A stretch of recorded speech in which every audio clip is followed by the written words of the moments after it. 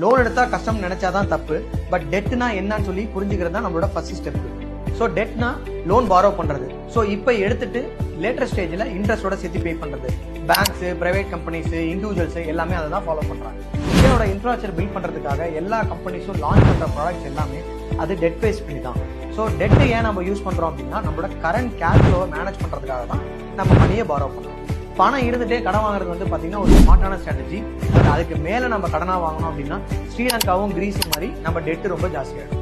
So எது good debt, எது bad debt? Good debt வந்து பாத்தீங்க அப்படின்னா business loan, education loan plus home loan, இது எல்லாமே good debt. Bad debt credit card loan, personal loan and overdraft car loan. சிம்பிளா சொல்லணும் அப்படின்னா டெட் உங்களோட நெட்வொர்க்கை இன்க்ரீஸ் பண்ணா அது குட் டெட். அதே உங்களோட லைஃப் ஸ்டைலுக்காக நீங்க டெட் வாங்குறீங்க அப்படின்னா அது பேட் டெட். லோன் எடுக்கிறது தப்பு இல்லைங்க, ஆனா அதை எப்படி ரீபே பண்றோம்னு சொல்லி யோசிக்க நம்ம தெரிஞ்சுக்கணும். இந்த மாதிரி யூஸ்ஃபுல்லான இன்ஃபர்மேஷனுக்கு இன்வெஸ்ட் வித் கோபி ஒரு ஃபாலோ பண்ணிக்கோங்க.